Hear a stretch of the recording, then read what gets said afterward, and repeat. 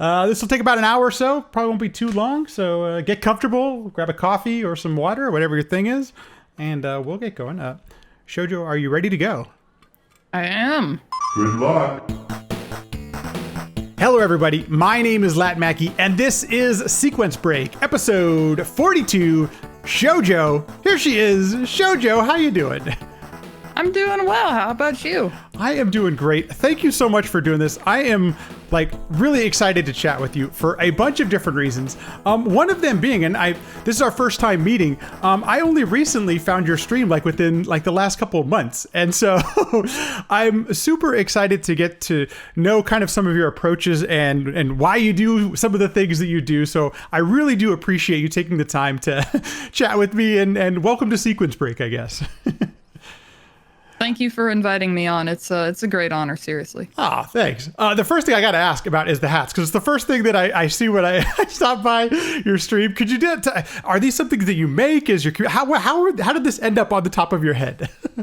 So a while ago, I had so I'm known for really liking Yoshis. Basically, Yoshi is kind of my thing.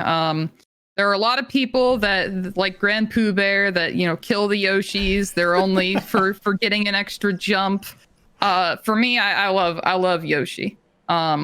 Yoshi's a fantastic companion in Mario. So a while back, I had a viewer who was like, "Hey, I found a Yoshi hat. Would you let me buy it for you?" And I said, "Okay, so I'll take a look." And he linked me to Etsy. And I'm just like, "Yeah, this looks cool. I will wear it if you buy it." So he did, and it got sent to me, and I made it a channel points reward until eventually it became a big enough part of the stream where I just started wearing it because chat was like, "You should just wear it all the time." I did. So in preparation for this, I do research some of your older videos and things that you've done as far as gaming wise. And I noticed that the hat wasn't there early on. So I'm like, oh, this is exciting. What's the story? So that's great. Isn't it awesome when it's the community is the one that's driving something like that? How cool is that? They are fantastic. Well, it's awesome, and it's definitely memorable, and I'm with you. I'm about saving Yoshis. I don't know why people are so mean to. What has that Yoshi ever done to people? It just feels like he's a nice little dinosaur. I'm just saying. I don't know why you want to hurt my dinosaur friend. How dare. Well, speaking of that, why don't you take us back a little bit? And before we get into all of the Mario and all the things you're currently doing on stream, when did you start gaming? What's kind of like your earliest history? How did you get into the whole gaming thing in the first place? It started a very long time ago. My dad was very into older titles, so NES era, SNES, Sega Genesis. And what I mainly remember is just starting to play games on the NES, like doing stuff like Super Mario, the original Zelda, Punch-Out, stuff like that. And that's something I carry with me. I absolutely love older titles, especially games like Super Mario World, and still, I play a lot of Punch-Out to this day. I'm always curious, too, like how people find some of the older consoles if they weren't, 3 years old when the thing came out or whatever, So it's cool that you had a family member introduce you. I assume, do you still play do you still revisit the backlog or some of those older titles still today? Absolutely. There's still a lot of old games that I never got to play, and there are older games that I want to come back to because I remember playing them so long ago, but not what they were all about, so... Did you have any favorites growing up as a kid? Punch-Out, of course. Original Mario. Golden Axe was really fun to me. Oh yeah. But I would say those are the main few. I noticed that you have played through a fair amount of Super Mario World hacks on your stream and things like that. Were you aware? Did you play any hacks as you were growing up as a younger you? I actually didn't. I got more into Super Mario World from Twitch specifically, but it was the platformer that I knew and loved, so I gave it a shot and it stuck. If you had to pick a favorite Mario game, even now or back then, has it always been Mario World? Has that kind of been the one that you've taken to? Yes, awesome. I would say Mario World. Very cool. It's such a great game, and it's no wonder that it gets hacked so often because of the gameplay, the way it just controls. In my opinion, is still.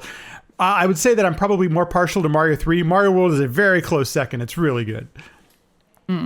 So how do you then like when at some point do you start, moving on into like take that to go speedrunning? I mean, I'm curious, like kind of your journey. Is it speedrunning first or is it streaming first? Like how do you end up playing some of these crazy levels that you've ended up doing the last couple of years? So I really started, I didn't do anything super wild like Kaizo or anything early on. I got my first inspirations during I would say sort of YouTube era where just a lot of uploads would be happening. So people were definitely more familiar with YouTube. Panga uploaded a video about Skyzo, which was a really hard Kaizo in Super Mario Maker 1. And that video kind of set into motion like, oh, I really want a Wii U because I didn't have one. So it's just like, I should get a Wii U to play Smash 4 and Mario Maker. And Skyzo kind of encouraged me to play a lot of different stages that were sort of just Kaizo based. That's it's off because that's actually come up a couple different times on the podcast.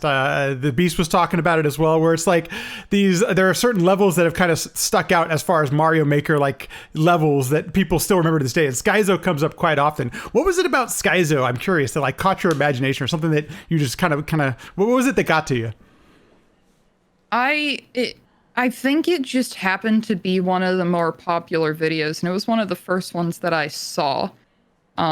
Sort of diving into a rabbit hole of just like different Mario videos. And it just stuck with me as like the first video that I saw that incorporated a bunch of really cool looking tricks into a stage. Well, if you don't mind me asking, what were you playing before Mario Maker, before you saw that video, before you experienced some of that stuff? I don't really think that there was any one game that I was interested in. It was probably not even platforming related. I think maybe just Minecraft around that time. Perfect. Which is funny because I don't even like Minecraft anymore. And it's still going strong. I mean, there's still a vibrant community around Minecraft, to say the least. So I'll be honest with you. I just recently saw you. I think it was just a couple weeks ago on Fall Mania, and one of the things that stuck out to me right away was your gameplay and your approach. Obviously you're a competitor. That was obvious right off the bat. But then secondly, like the level of gameplay, in my opinion, I know there's a fair amount of RNG in the game, but the level of gameplay just really struck me. Apparently, like you've got this high level of skill that, by the way, I wish I had. And so when I went down the rabbit hole of watching all of your videos, and now I'm seeing your approach to Mario Maker and all these things, have you always kind of approached gaming that way, or is that something that you've been developing, more recently in the last couple of years? So being competitive is not something that I was initially interested in. I would say it was, well, rather, I you know what, I would say that my upbringing was competitive. I would say that I was competitive while being, yeah. But it didn't relate to video games until around Smash 4 / Mario Maker specifically. I didn't care much in terms of video games. Emily, you're interviewing a Minecraft player. She just said, no, I'm just kidding. Sorry, just kidding. No, that's a fair point. So what is it about Mario Maker that brought out some of that competitiveness, you think? I think it was just a desire to be really good at the game. And I feel like when you're striving to be good, there is an automatic element of competitiveness that shows up, trying to be one of the best. So you have to sort of, compete against some of the best players for things like world records, for levels that you've beaten, the hardest level that you've beaten, stuff like that. That's one of the things that basically every speedrunner that's been on the podcast has talked about this, though. But the competitiveness, it's something within you that you're striving for yourself to be better and better and better. What do you think it is about like Mario Maker that really like enables that? And especially when the first one came out. Mario Maker specifically there are just a bunch of different game modes. So GSA hosted their Expert League, which just shows you can get competitiveness out of levels of a specific difficulty. And I would argue Kaizo isn't a difficulty so much as a category, but inside of that category, there are a bunch of difficulty levels. And the further up you go, the more wild these levels become. So it's just like the harder levels you beat also tend to be the coolest. And they're also, by the way, great to watch. Watching some of these crazy, Skyzo being one of them, just seeing the video of that, it's still kind of insane and blows the mind today. So your first time then, once you picked up, after watching a Skyzo video and some of these other ones, you picked up your Wii U and you played Mario Maker. What do you think the first couple times you played through it? Is it instant thing where you're like, oh man, I dig it? Or was it something that took a little time to develop? It took time. I think I started out definitely just doing some casual building stuff, but I latched onto Kaizo pretty quick, especially because I wanted to try Skyzo really early, and I'm pretty sure it's the first level that I actually beat. That's crazy. The first one? Are you serious? I wanted to beat that one. How long did it take you? I don't remember. It was a long time ago. That's wild. Well, congrats. That's unreal. I can't even believe that. That's crazy. So at some point, do you decide that you start streaming it, or was it one of those things where you started streaming it right away? I eventually decided to start streaming it because I discovered Twitch and I was like, hey, there are a bunch of people on here doing Mario stuff, so I feel like I could do it. So I was interested in making YouTube videos, and eventually it went to streaming, and it was just like, I'll give it a shot. So I did viewer levels when I started streaming Mario Maker.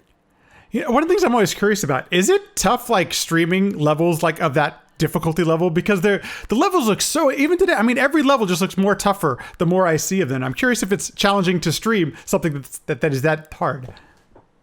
Kind of. There's a lot of nerves that come in when you have a bunch of people watching you play these levels.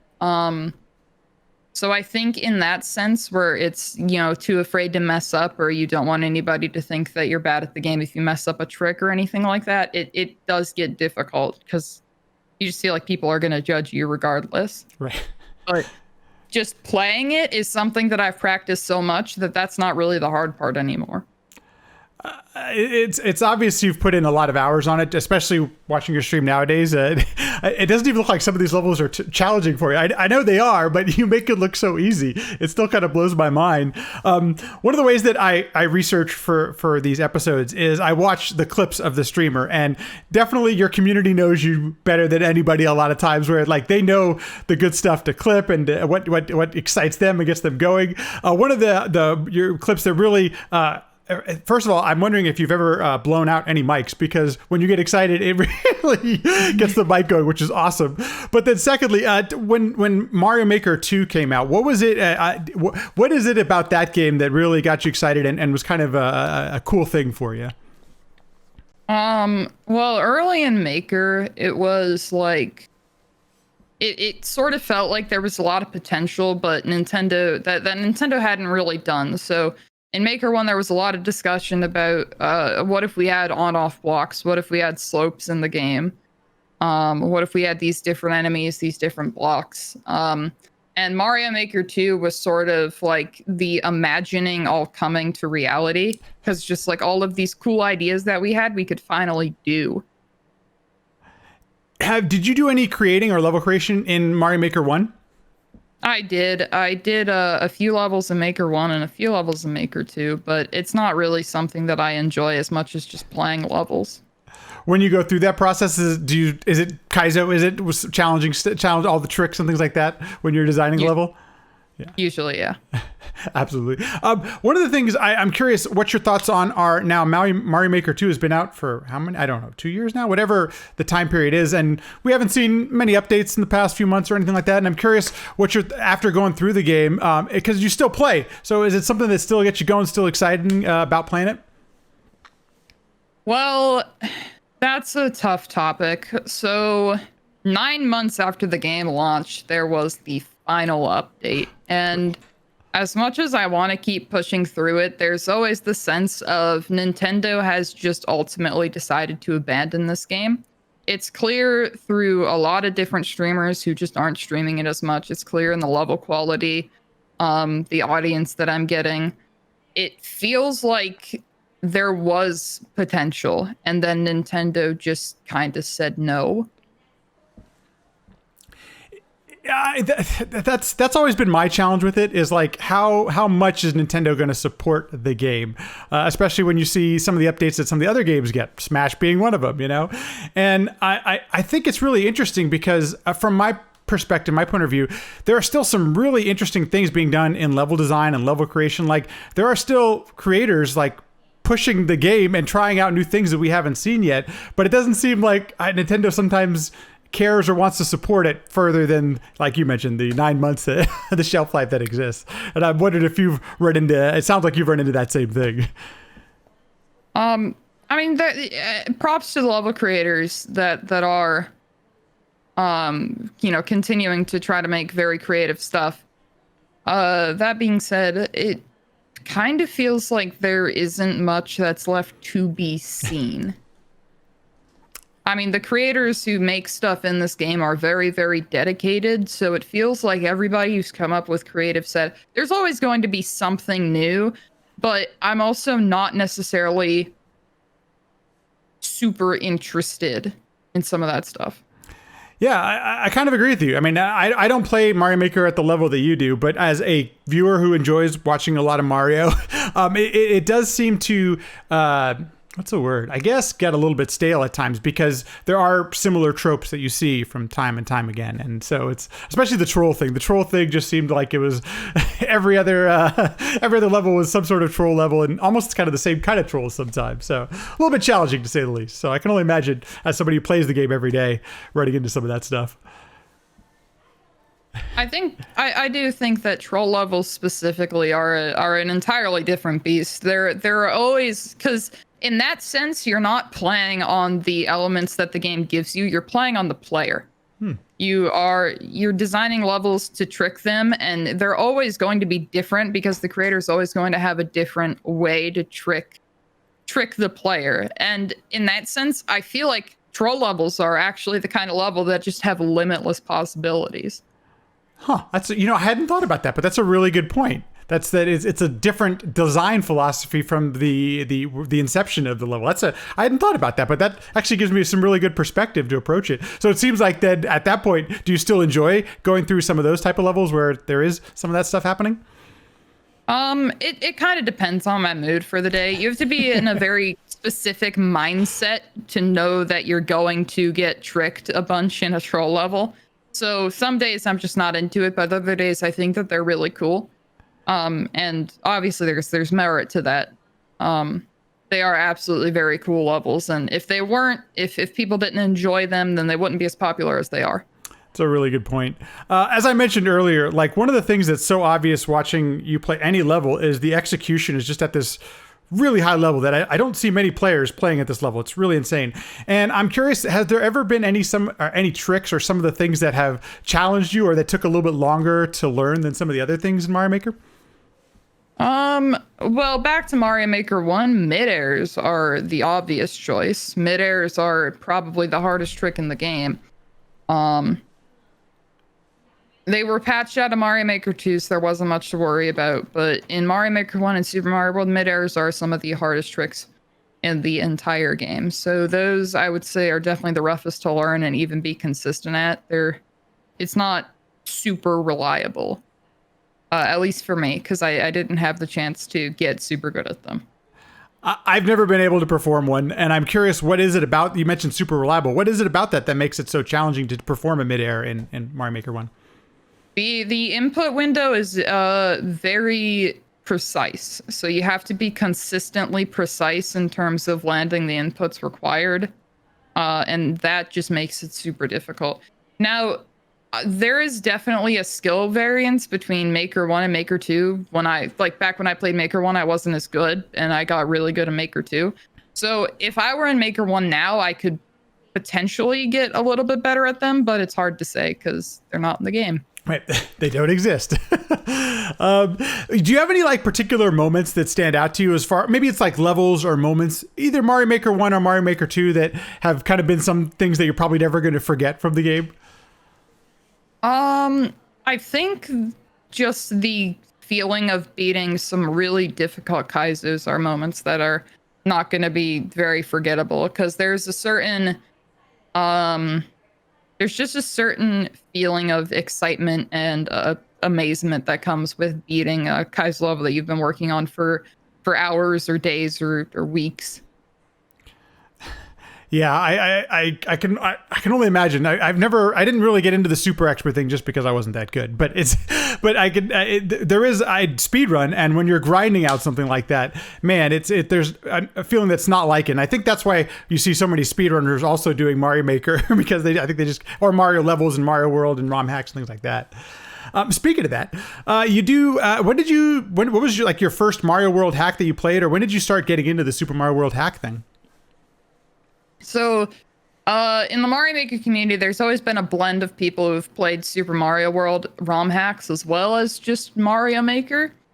So for me, it was finding a community of people that sort of did both, which led into more people that just played Super Mario World, and their sort of nudges in the direction of SMW had me give it a shot, which is great because they're really fun. The first one that I ended up playing was Quickie World, which I highly recommend. It's a beginner Kaizo hack, I would say, that just introduces you to it. And that's where I started.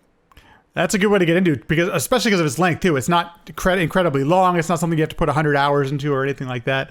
Not to circle back here, but Sadie was mentioning Sadie's washing machine. Was that a level in Mario Maker that was quite a thing to beat? I'm curious. That was a meme that occurred a long time ago, and that is something that I won't forget. It's those moments with chat that are I just kind of forever embedded, because moments with your community that are just funny, almost where you feel like you're doing something where you're providing a space to some great people. And just sort of building your own community. Those moments are stuff that you don't forget that aren't necessarily tied to Maker. I totally agree. And we're going to get into that in just a little bit, because I think there's really interesting things to chat about your community specifically. If you don't mind me asking, as far as like the Mario World, just to wrap up that kind of thought, Mario World ROM hacking thing, do you have a favorite one out of the ones you've played now? Because it seems like you've gone through a few of them at this point. I have to say, I've gone through quite a few, and I think my favorite at the moment is probably Super Soul Sting World by Shoujo, purely because it does some things that a lot of hacks don't do. It focuses a lot on cape, which for Super Mario World players is probably one of the scariest power-ups, since there's just so much that you can do with it. And that hack, in addition to having just a bunch of awesome regular Kaizo levels, also had like 3 or 4 levels that focused on cape, and I really enjoyed them. That's one of the things I think that is so interesting. Well, there's many things I think that's fascinating about Mario World ROM hacks, but one of them is the new tech that keeps happening, or building on tech that exists, in vanilla, something like the cape, and just exploring ways that haven't been used before. I think that's why it does. Maybe I'm wrong, but I don't think the Super Mario World ROM hacking community is going away anytime soon, because it just seems like they keep adding on and doing new things with the game. It's crazy. Well, that brings up a good point, and there is a very large difference between what Nintendo is doing with Mario Maker versus what the community is doing with Super Mario World. Like, Nintendo abandoned Mario Maker after 9 months, but the community has, since the very beginning of Super Mario World's release, been adding items, been programming in new blocks and sprites and just different behaviors. Like, we're getting to a point where things that are happening in Super Mario World do not feel like they should be happening in Super Mario World, and it just keeps going. It's one of those things. No, go ahead. Where it feels like. Sorry about that. No, pardon. Go ahead. My apologies. It's one of those things where it just feels like Super Mario World is going to be going on for years and years without getting boring, since there's just always new stuff and new ideas. And a vibrant community, and the whole thing that you're talking about, like I couldn't agree with you more. Again, which keeps happening, but it's so true. Like the community keeps building all these new things, as well as there's still people putting out vanilla ROM hacks for Super Mario World. Like, there is just, it doesn't feel like it's going to stop anytime soon. A lot of support for it. Do you have any challenges? Because in my experience, Super Mario World plays very different than Mario Maker, especially Mario Maker 2. And I'm curious if you've had any challenges going back as far as gameplay and controlling Mario.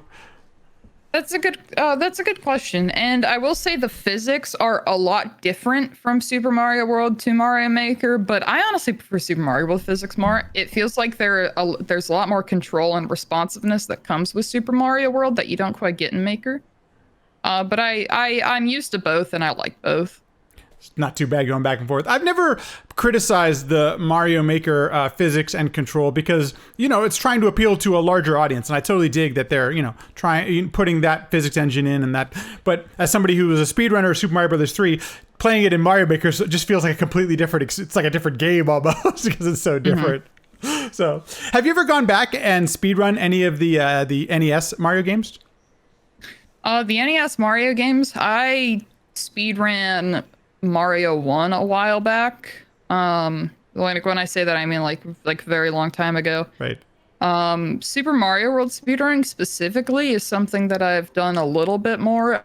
I used to speedrun 11 exit. I did one-handed 11 exit a couple times, but that's mainly it for speedruns. For the Mario series specifically. Did I hear that correctly? You've beaten 11 exits with one hand? Yes. Is that hard? That sounds really hard. Shoujo was the person who initially was like, she had surgery on her wrist, so she decided to play Mario one-handed and ended up speedrunning 11 exit. And she's like, hey, to get a leaderboard on speedrun, we need more people to speedrun 11 exits. So does anybody want to do it? And I'm like, sure, I'll do it. So I practiced a little bit and I got a decent time.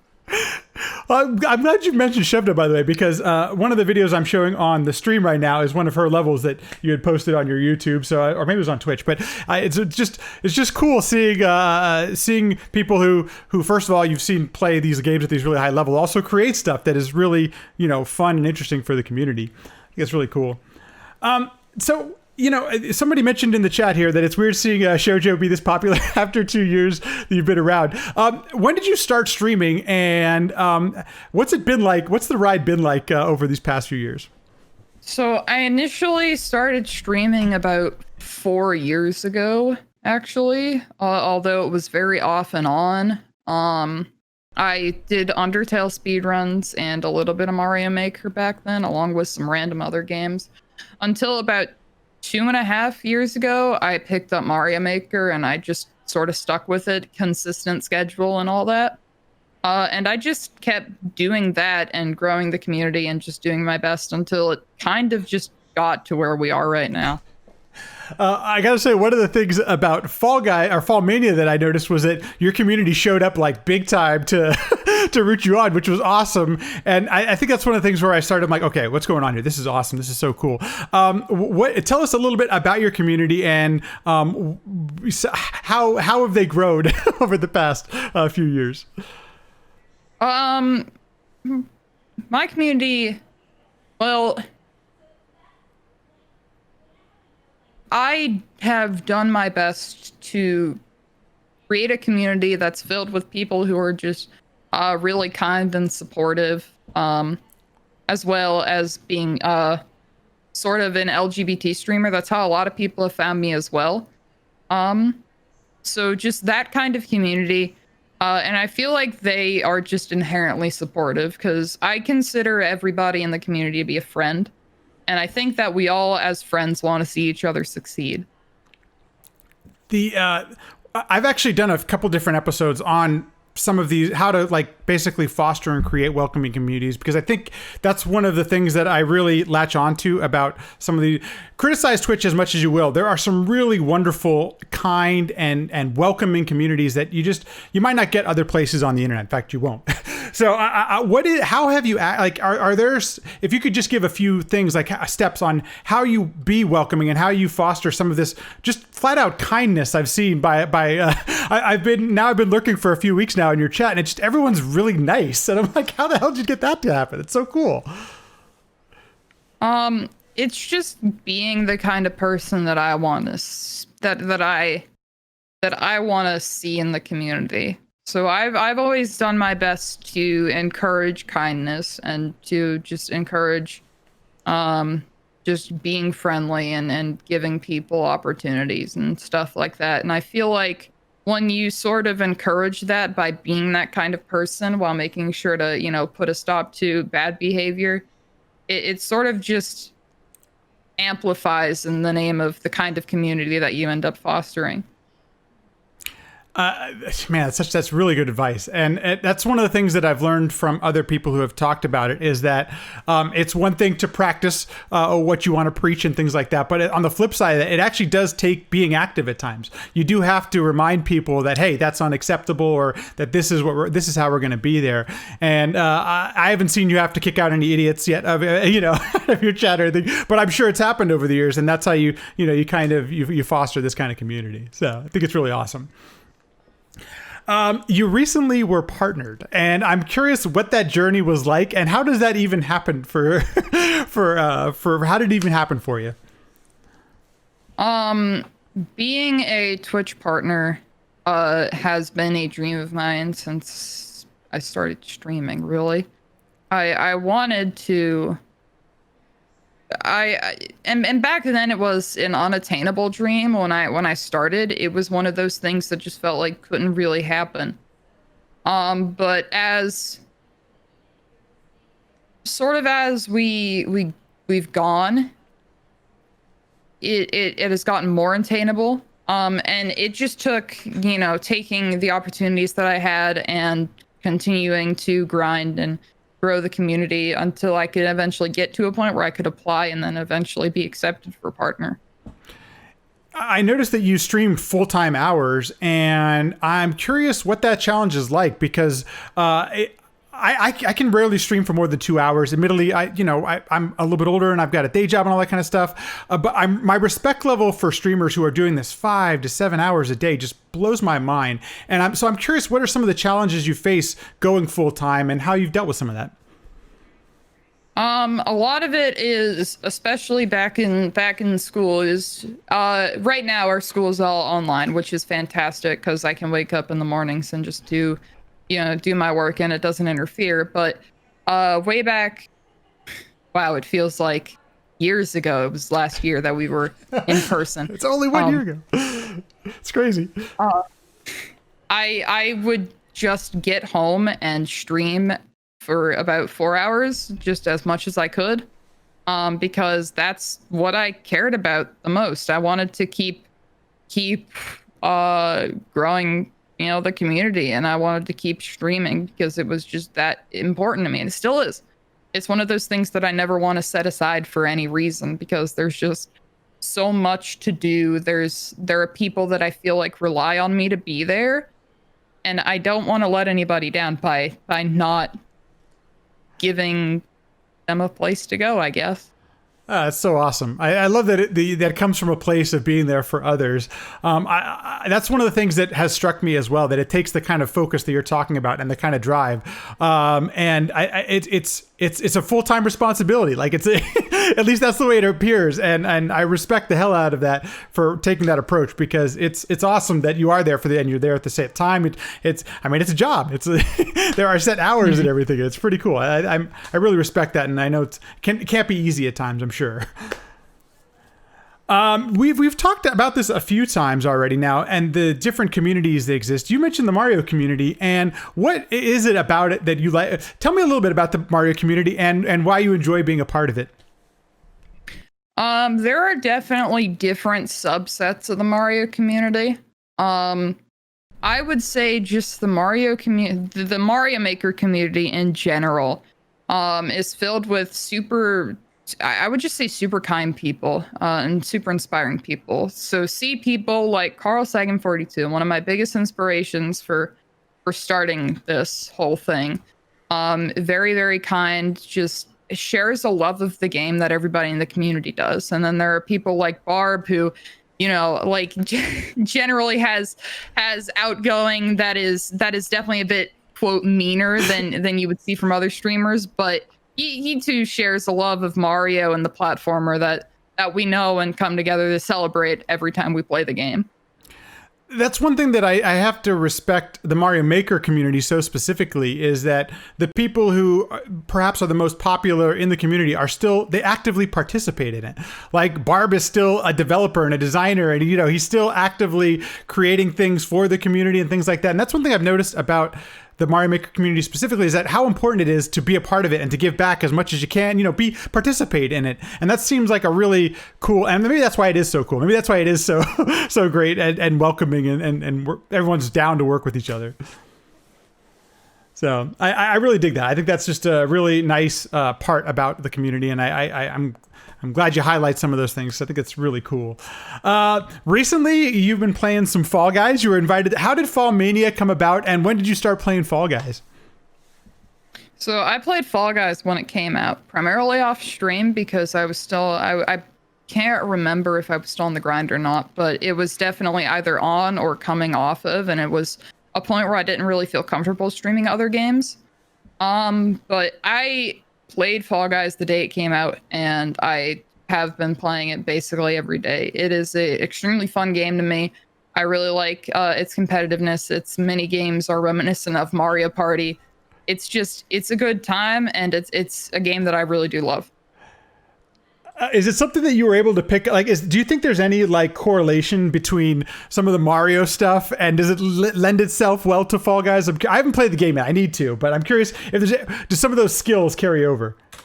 I think so. Being a Kaizo player, you have a mindset for going for riskier things, and you have a mindset for trying to go as fast as you can, stuff like that. Which a lot of it is shared with the Kaizo mindset. So I feel like there's that. Not necessarily the knowing the controls, but the difference of thinking that sort of pushes you further than other players. When you're just getting into Fall Guys, is it something where you're looking for strats? Right? Are you looking for ways to break the game? Like a typical speedrunner might be doing. I stay observant to ways that I could potentially go faster, things that I could potentially do. And then finding other strategies from other people or other videos, or just watching people and trying to implement them in my own gameplay is generally the things that I will do to just go faster. So how did you end up then doing Fall Mania? How does that is that something somebody just called you up and asked, hey, you want to be a part of this? So like I said, I hadn't been streaming it, but Grand Pooh Bear I can't remember, I believe it was Fall Mania 2, put out a tweet that's just like, hey, tag the people that you want to see in Fall Mania, and a few people ended up tagging me, and I replied to a tweet, and I'm just like, well, thank you for recommending me for this. That's really big, and I appreciate it. And Pooh Bear responded, he's like, yo, you've been playing Fall Guys? And I said, yeah, it's a great game, it's really fun. And fun fact, before Fall Mania 2, he DM'd me and he's just like, do you want to be in Fall Mania 2 or do you want to practice and then get into Fall Mania 3? And I'm just like, I'll practice and I'll wait. And that's how that happened. That is so awesome. But that's once again your community showing up, and my God, did they show up while you actually participated? I know things didn't maybe go exactly how you wanted, but I was really impressed. I thought you brought it. I thought it was a really good run, and you did your best. What was it like competing against all those other people? It was wild being in the same league as them. Whenever I'm in a group with people like, Jason Foley, Kate Stark, Fant, it's always like, I feel like I don't deserve to be there. And that's just kind of how I've always felt. It's just like, this is the big leagues. Am I really supposed to be here? It's one of those things that for me is just scary. It's one of those things that I'm not used to it. Well, I was watching your stream the day after, and I heard you talking about that, and I can most definitely say your gameplay, just by itself, makes you a reason to be there, because it was the same, if not better, than everyone else that was competing in it, because it's obvious you can game, and I thought you brought it quite well. I don't know how much practice you actually were able to get in before the actual tournament happened, but it was really fun to watch, regardless of the results. So I really appreciate it. It was really fun to watch. Mm-hmm. I'm sorry, go ahead. It was great to be in. Seriously. It was just the highest honor. It's really cool. I hope they keep doing it. Have you gotten a chance to play the newest update? I know it just came out today. I did play it today, and I have to admit I am a little bit disappointed that there weren't any more than 4 games. I feel like there's a little bit more that needs to come in to keep the game, just alive and something that demands your attention. But I did enjoy what I saw personally, and I'm excited for the future of the game. It's totally fair. I've also noticed that you've been playing some Mario 35, which I have been playing, and I'm curious what you think. What are your thoughts on the Mario 35, and are you having fun with it? Oh, I love Mario 35. It's one of those. It's like it is direct competitiveness, and it is one of the coolest feelings. To just play a game from Nintendo that encourages that competitiveness. It's like the same thing as Tetris 99. Everybody knows Tetris. The spin is that you're against 99 other people. Like, do you, if you enjoy competitive, you'll enjoy this. And it being Mario is perfect for me. So I'm curious if you've had this experience. I'm already noticing new metas developing. It seems like on a daily basis right now, new strategies, new things. And it has made Mario 1, as much as, okay, it's kind of the same levels you're playing over and over again, but the strategies that are being used, I'm seeing new stuff every single day. And I gotta tell you, it's a lot of fun. It seems really cool, and it's a lot of fun coming up with stuff. Have you had that experience? Are you developing any new strats? Have you played against some of this stuff? No one game is exactly the same. And as we're getting further into the game, we're getting further into a point where harder stages are being unlocked. We're starting to see World 8, stuff like that. So I think just inherently as more people end up seeing those stages, the more we're gonna see metas evolving. And I've noticed it too. And you're gonna have to develop new strats the harder the game gets. One of my favorites has been the Lakitu attacks, and just the amount of ridiculousness with Lakitu that comes in when you're sending 8,000 Spinies to each other. It's super fun. It's super frustrating at times, but super fun at the same time. So, I'm curious. So, is there anything else that you would choose to speed? Is there a game like that is out there that you maybe wanted to speed run or to play at a little bit higher level that you haven't had a chance to that you might consider doing next? I'm not sure if there's any particular game at the moment. For now, I'm enjoying Mario 35. I'm enjoying Fall Guys, and I think I'm gonna start dedicating more time to Super Mario World, considering how I feel about Mario Maker 2 in its current state. Yeah. But we're just taking it one day at a time, especially with the new releases coming out from Nintendo with Hyrule Warriors and Breath of the Wild 2. Like, I know that I'm a competitive person, but as a Nintendo fan and somebody who's always been, I'm still looking forward to those games to play by myself and just enjoy with the community. I was going to ask, we mentioned that you stream quite a lot. Do you ever get a chance to game off stream casually? Are there any games that maybe have come out in the last year or two that you've enjoyed, maybe off stream or casually? Off-stream gaming for me is kind of difficult. I've noticed that I've been burned out from just playing games in general from streaming, but that's still been totally okay. I've been making time to play Fall Guys by myself. Some maybe Minecraft here and there because my friends really enjoy it, so I'll join in sometimes. And Among Us most recently, being able to hang out with friends because that game is really, really fun. Is there any better way to hang out with friends than like Among Us? It's like, it is the perfect hang out with friends game.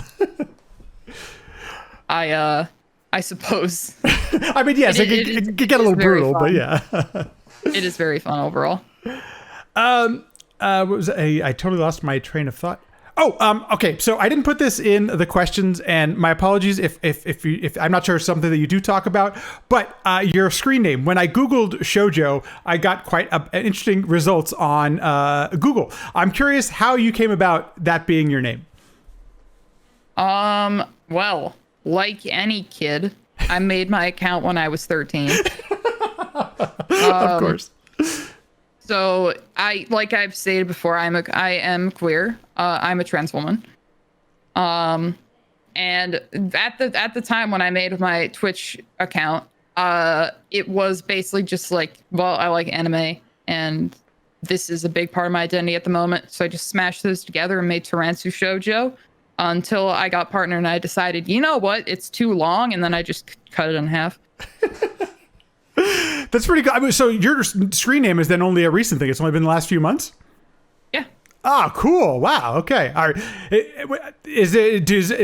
Were people calling you that beforehand, or were people saying out the full screen name?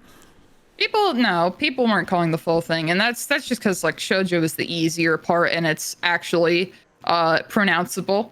So people didn't say Taransu because they didn't know how to pronounce it. It was a little bit longer than shoujo. It's just like easier to say shoujo, and you know what it is. So that's just what I was sort of known as. So making it official wasn't really a big deal.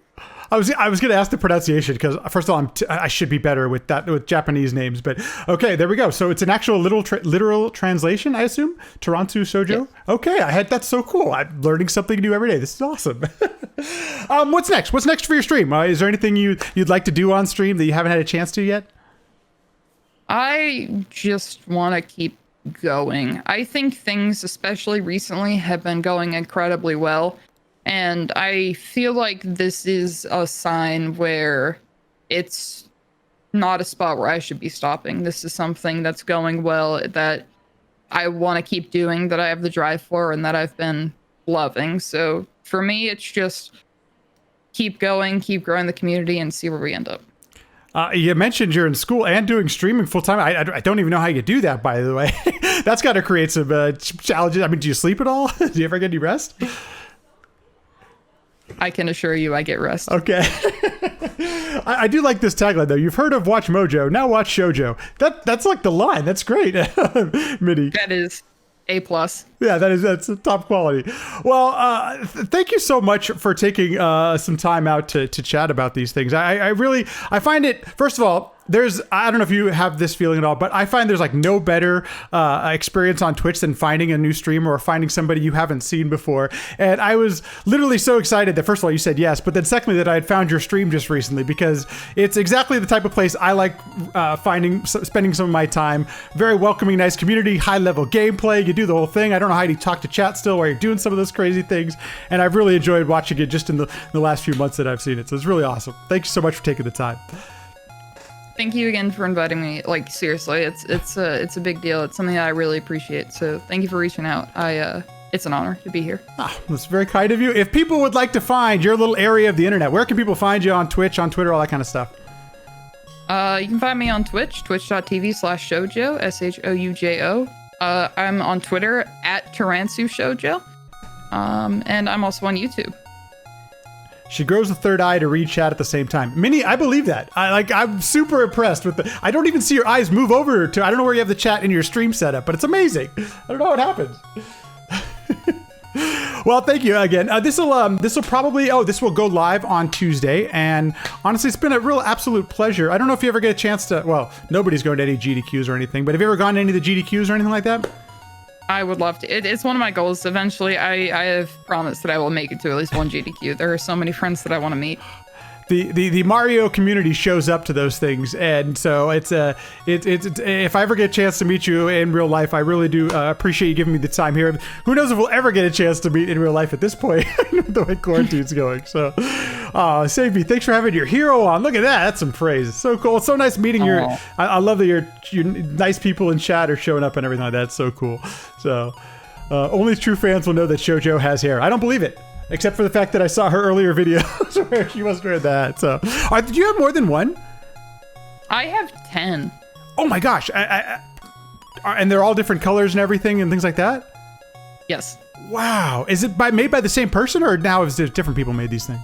They are made by the same person. Wow. I committed to the bit. I'm just like, all right, I will wear this hat forever. Would you like it if I got all different colors and you all can change the hat color? And they said yes. So here we are. You can't stop now. That's the thing. It's locked in. It's like $300 in hats. Yeah, no kidding. Okay. It worked.